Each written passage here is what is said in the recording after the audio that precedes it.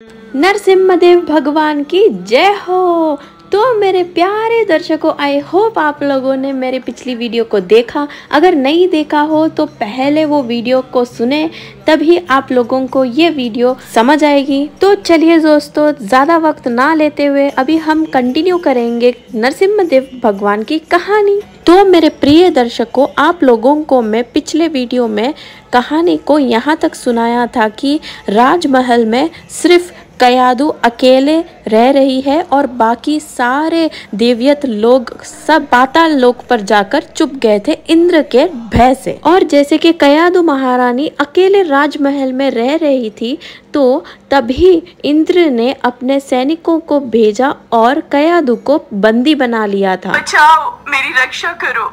नहीं, हम एक दैत्य की पत्नी को यूं खुला महल में नहीं छोड़ सकते। ये हम सभी देवताओं के लिए हानिकारक है। देवराज इंद्र कयाधु को बंदी बनाकर ले जाने लगे। तभी रास्ते में उनकी देवर्षि नारद से भेंट हो गई। नारायण नारायण। देवराज इंद्र, कयाधु को कहाँ लेकर जा रहे हो? देवर्षि नारद, इसके गर्भ में हिरण्यकश्यप का अंश है। अगर वो जीवित रहा तो एक दैत्य और जन्म ले लेगा। मैं ऐसा कदापि नहीं होने दूंगा। नहीं देवराज इंद्र, कयाधु के गर्भ में पल रहा शिशु आगे चलकर भगवान विष्णु का परम भक्त बनेगा। इसे मारना तुम्हारी शक्ति के बाहर है, अतः इसे छोड़ दो। नारद जी के कथन का मान रखते हुए इंद्र ने कयाधु को छोड़ दिया और वापस चले गए। नारद जी कयाधु को अपने आश्रम में ले आए और उससे बोले, बेटी, तुम यहाँ आराम से रहो। जब तक तुम्हारा पति हिरण्यकश्यप अपनी तपस्या पूरी करके नहीं लौटता, तुम इसी आश्रम में रहोगी।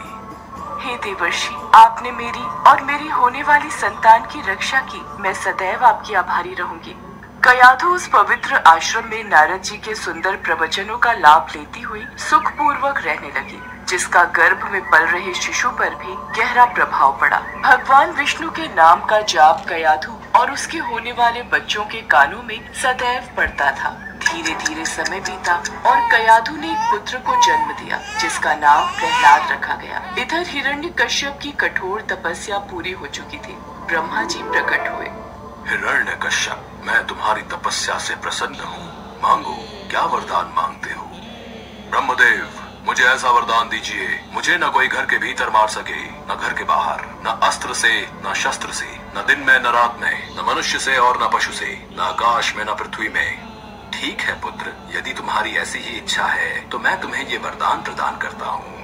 वरदान मिलने के बाद हिरण्यकश्यप को अपने ऊपर अहंकार हो गया और वो तीनों लोगों पर अत्याचार करने लगा। कुछ समय के बाद कयाधु भी प्रहलाद को लेकर राजमहल में आ गई। भक्त प्रहलाद शिक्षा दीक्षा ग्रहण करने गए तो वहाँ भी वो श्री हरि का नाम ही जपते थे। जब ये बात हिरण्यकश्यप को पता चली तो वो क्रोध में आ गया।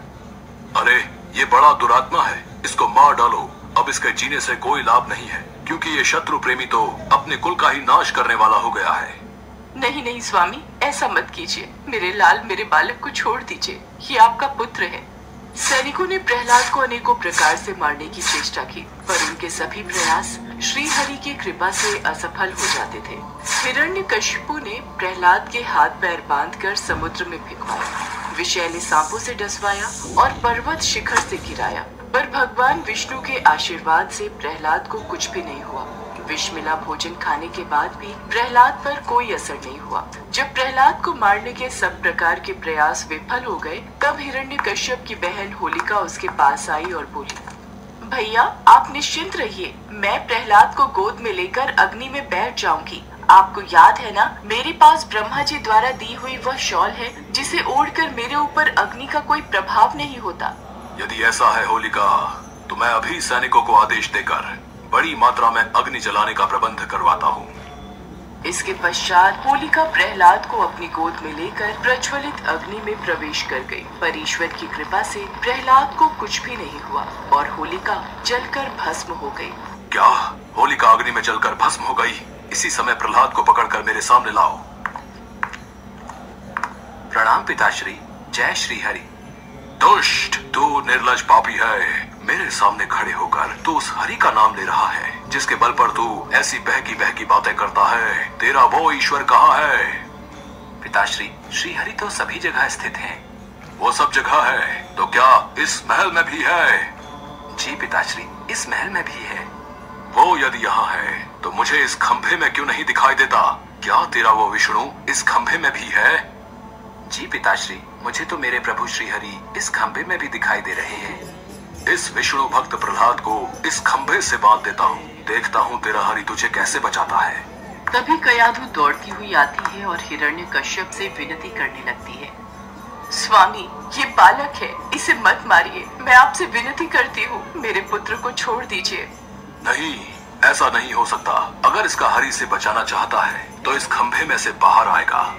प्रहलाद आंखें बंद किए जय श्री हरि नाम का जाप कर रहा था। ये देखकर क्रोध के मारे हिरण्यकश्यप स्वयं को संभाल नहीं सका और उसने बहुत जोर से उस खंभे पर आघात किया। उसी समय उस खंभे को तोड़कर एक विचित्र प्राणी निकलने लगा, जिसका आधा शरीर सिंह का और आधा शरीर मनुष्य का था। ये देखकर प्रहलाद सहित सभा में खड़े सभी लोग घबरा गए। यही भगवान श्री हरि का नरसिंह अवतार था। उनका रूप बड़ा भयंकर था।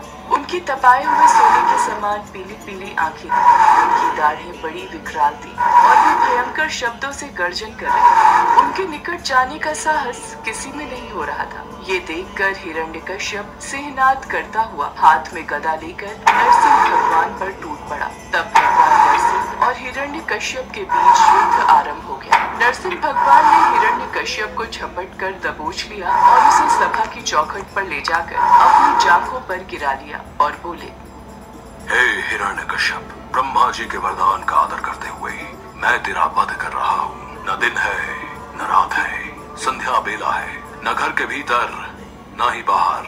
मैं तुझे चौखट पर मार रहा हूँ। न ही मनुष्य और न ही पशु, बल्कि मेरा आधा शरीर मनुष्य और आधा शरीर पशु का है। मैं तुझे किसी अस्त्र या शस्त्र से नहीं, बल्कि मैं तुझे अपने नाखूनों से मार रहा हूँ।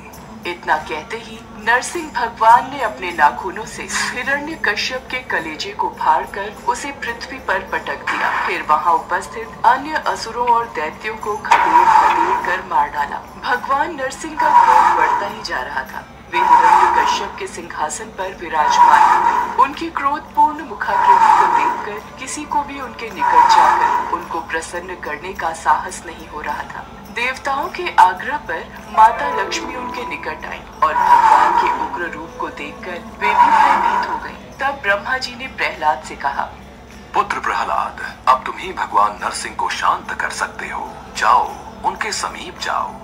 प्रहलाद भगवान नरसिंह के समीप जाकर हाथ जोड़कर उनके चरणों में बैठ गए और भगवान नरसिंह के क्रोध को शांत किया। तत्पश्चात भगवान नरसिंह प्रहलाद को प्यार करने लगते हैं और प्रहलाद के आग्रह पर वो भगवान विष्णु के रूप में आते हैं और प्रहलाद को आशीर्वाद प्रदान कर अंतर ध्यान हो जाते हैं।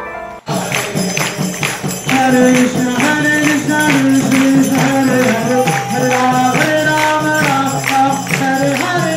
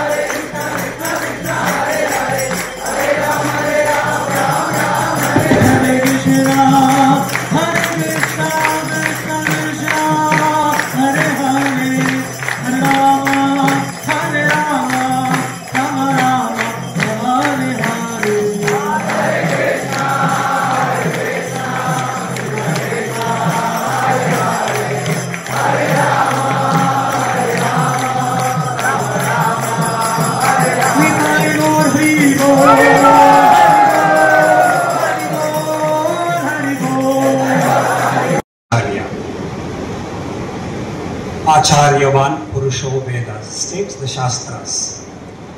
Unless otherwise, we resort to a preceptor.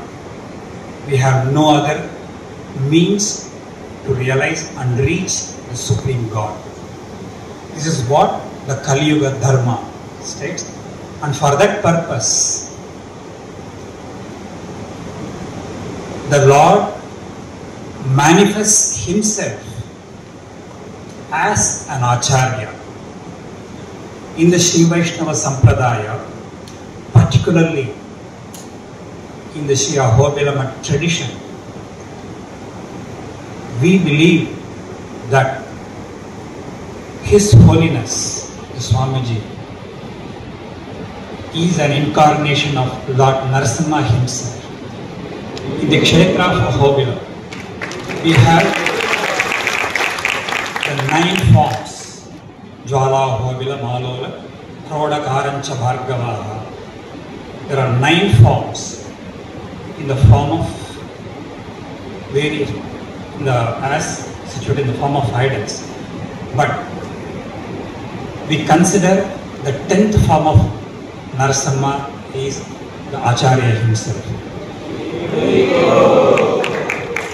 So he, as per the divine order, travels from place to place only to propagate the principles of the Sanatana Dharma and the Sri Vaishnava Sampradaya.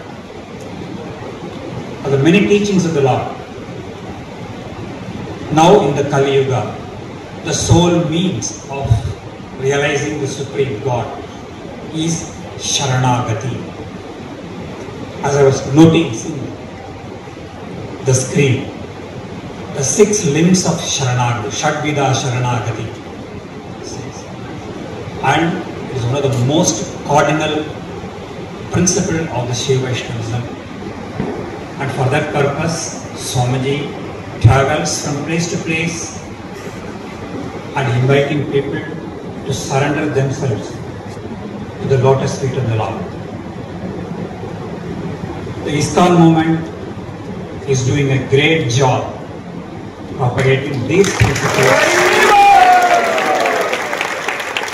And it is so lovely to see so many youngsters from various parts of the country have turned over here to understand and realize this.